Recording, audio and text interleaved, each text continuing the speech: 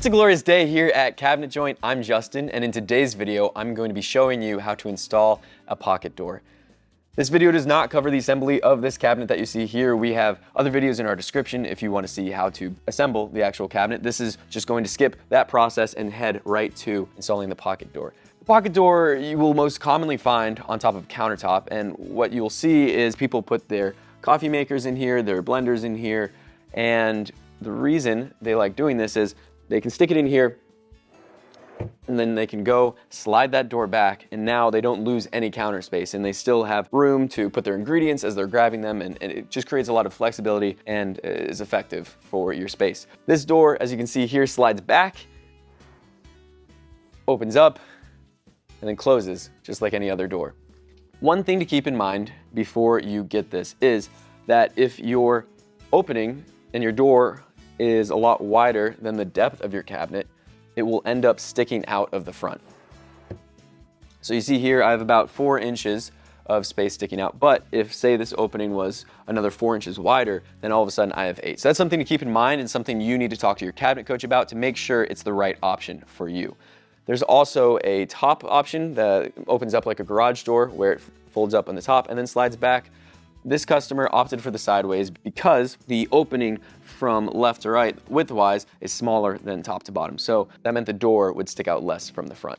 In terms of customization, this system can be installed with practically any size door, but there are weight restrictions. So if you have an extra large door, it's not going to work because it'll be too heavy. And like I said, with the protrusion of the front, you just want to make sure your opening isn't a lot larger than your depth of your cabinet. The slides themselves are 24 inches max, and the slides we're using today will come in 18 inches. Those come in increments of 3. Your cabinet can and maybe should be deeper than the slides that you have. Reason being is then that allows your door to slide all the way back in without being in the front on your countertop. So in an ideal world, you want your cabinet that's sitting on your countertop or on your bar top or wherever it might be, you want it to be as deep as possible for installing these pocket doors. The assembly for this is really easy. You just have to follow the measurements and the step-by-step process that we have.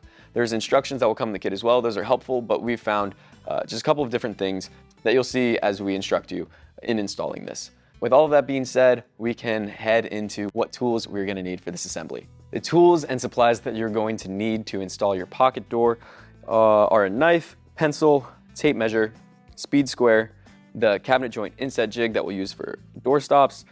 I have a posi drive, screwdriver here. You can also use a Phillips head. You're gonna need to supply some screws. The screws here that we supplied are 1 3/16 inches long. That way it won't protrude from the outside of our cabinet, as well as a impact with a Phillips head bit, a impact with a T20 bit for those screws that I supplied, as well as a drill with a 3/32 drill bit for that door stop, and a 1 3/8 Forstner bit, and a self-centering bit.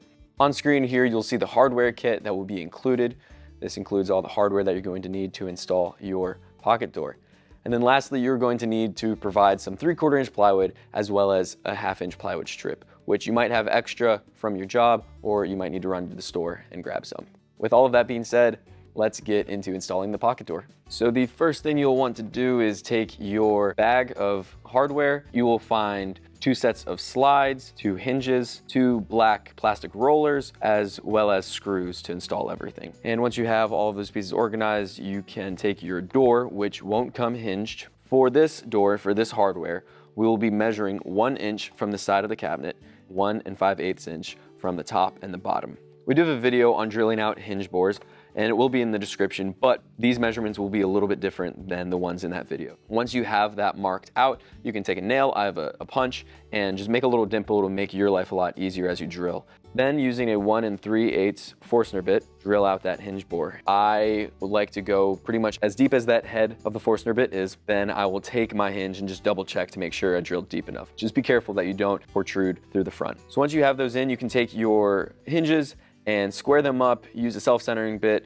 drill the holes, and screw that into your door. Now, we need to make a spreader strip for the slides. You will take at least a 1/2 inch strip of plywood and you'll want to cut it to length. So go to your door, measure from center to center of your hinges, and then subtract 2 inches. So in this scenario, my center to center was 19 5/8, and so I cut my stretcher 17 5/8. I'm going to install it on those slides, and you can see there's a bit of an L bracket here.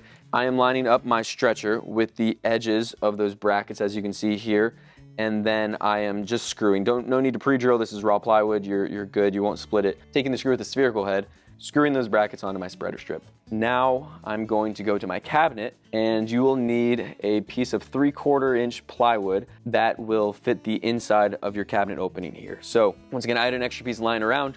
You can talk to your cabinet coach, you can use shelf material, or you can run to your local hardware store and then just take your measurements of the inside of your opening. Make sure your screws aren't too long that they are going to protrude out the side. I'm using 1 3/16 screws because I have 3/4 inch material and 1/2 inch material on the outside. That gives me a perfect measurement for my screw. Now you can begin to install your glides. To install your glides, you are going to measure 1 3/32 inches up from the bottom, and you are going to do so in the front and the back. Once you have those marked out, you are going to take your bottom slide and flush it up with the back of the face frame, and then line up the center of those screw holes with your line that you just made. You're going to screw into the elongated horizontal hole. This allows you to have some adjustment forward and backward if you need. So I'm going to put in the screw in the front, and then I'm going to do the exact same on the back, once again centering the screw holes on that mark that you just made. Now I'm going to move over to the top, and I'm going to slide my glide to where that spacer is going to keep our glides parallel. So I'm going to go up to the top, I'm going to take the top glide and once again flush it up to the back of the front frame, put in that screw in that elongated hole. I'm going to then shift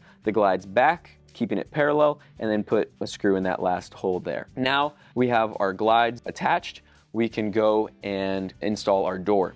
Install your door like you do with any other inset hinge.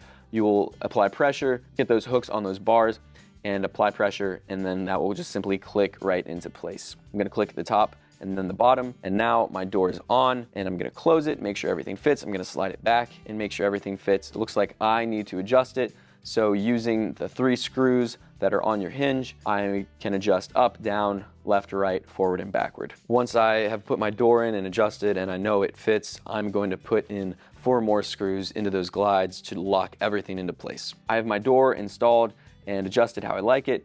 I need to now put in a door stop, which we have another video for in the description. The last step is to install that black plastic roller, but this is an open bottom cabinet because it's going on countertop, so I can't install it now. I need to wait, and then they'll install it into their counter. That essentially helps your door as it glides back, and it doesn't allow it to bow or bend, and gives it a little more rigidity. Those are all the steps, and now you have installed your pocket door, and you have the ability to slide it back in and hide the door, or have it open or closed as you would with any other regular door. Now your pocket door is installed, and you have all the accessibility that it provides to put all of your appliances in there and keep all of the counter space available to use. And as you're installing this, keep in mind your door will be potentially bigger or smaller, so some of those measurements may change, but as long as you follow the instructions, the entire install process will be the exact same. If you have any other questions about installation or whether this is the right solution for you, feel free to reach out to your cabinet coach or call us at 888-211-6482. Thank you for watching. Have a great day.